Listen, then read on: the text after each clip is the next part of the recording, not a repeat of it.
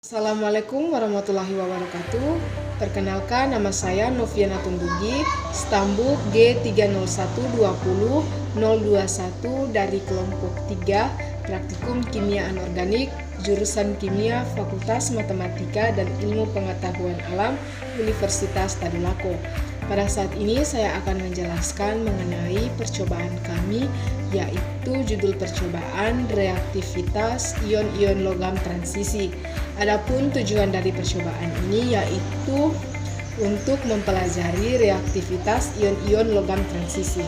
Kita ketahui bersama, logam transisi adalah kelompok unsur kimia yang berada pada posisi golongan 3 sampai 12 pada sistem periodik unsur.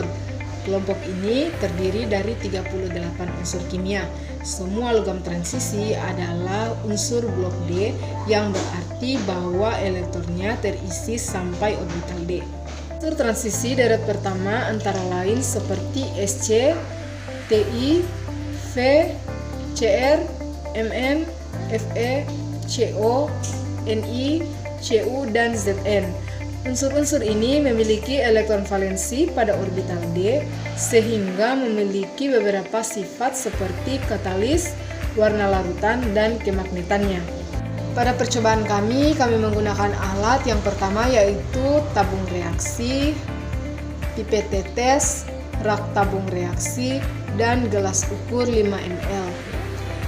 Adapun bahan yang kami gunakan pada percobaan ini yang pertama yaitu mangan 2 sulfat, yang kedua amonium besi 2 sulfat, yang ketiga besi 2 nitrat, yang keempat kromium 3 klorida, yang kelima kobal 2 klorida, yang keenam tembaga 2 klorida, yang ketujuh nikel 2 klorida, yang kedelapan zinc 2 klorida, yang kesembilan tisu, yang ke-10 Henskun, yang ke-11 NaOH, yang ke-12 amoniak, yang ke-13 natrium karbonat, dan yang terakhir NaOH pekat 50%.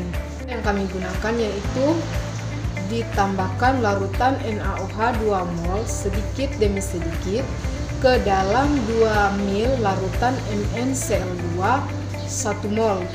Setelah itu catat perubahan yang terjadi dan lakukan hal yang sama untuk larutan logam lainnya.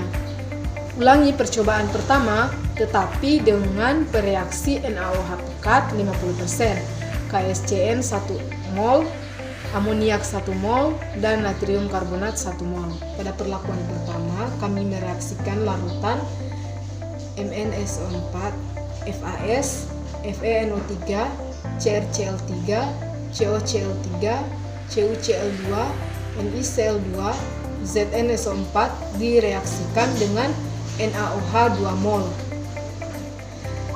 Adapun hasil yang kami dapat yaitu yang pertama MnSO4 larutan berwarna coklat, FAS larutan berwarna hijau toska, FeNO3 larutan berwarna orange dan terdapat endapan, CrCl3 larutan berwarna hijau tua, COCl2 larutan berwarna biru dan terdapat endapan, dan NiCl2 terdapat endapan, dan ZnSO4 berwarna putih.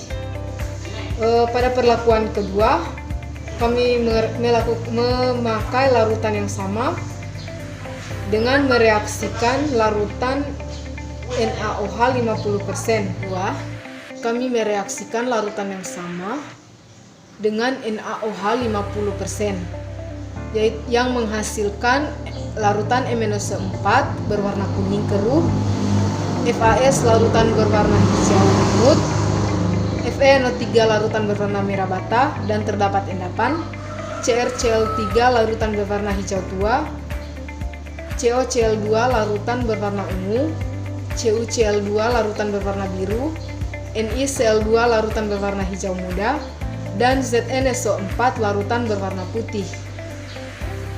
Pada perlakuan ketiga, kami tetap menggunakan larutan yang sama dengan mereaksikannya menggunakan KSCN yang menghasilkan larutan MnSO4 tetap bening, FAS larutan berwarna merah, CrCl3 larutan berwarna merah tua, COCl2 larutan berwarna merah tua, CuCl2 larutan berwarna hijau, NiCl2 warna larutan tetap atau tidak terjadi perubahan, dan ZnSO4 larutan tetap bening.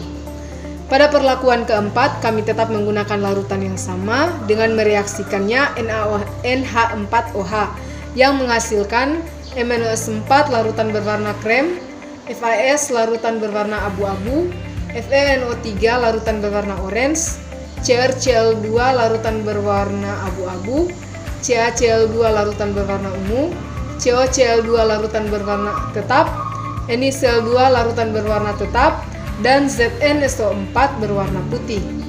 Pada perlakuan kelima, kami tetap menggunakan larutan yang sama dengan mereaksikannya menggunakan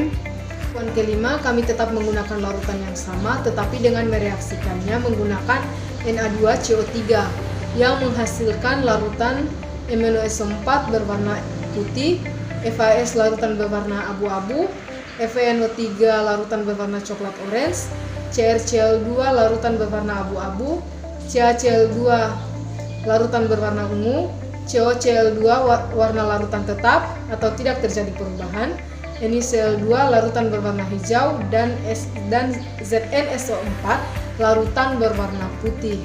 Menurut literatur yang ada, jika NiCl direaksikan dengan Na2CO3 menghasilkan larutan berwarna hijau toska yang merupakan endapan dari NiCO3, maka hasil kami pada saat ini sesuai dengan literatur. Berdasarkan tujuan dari percobaan ini, maka dapat disimpulkan bahwa ion-ion logam transisi berhubungan dengan sifat kekerasan dan kelunakan dari kation dan anionnya. Reaktivitas suatu senyawa dapat diamati dari adanya perubahan warna maupun terbentuknya endapan. Sekian penjelasan dari saya mengenai percobaan ion-ion logam transisi. Lebih dan kurangnya saya memohon maaf. Wassalamualaikum warahmatullahi wabarakatuh. Terima kasih.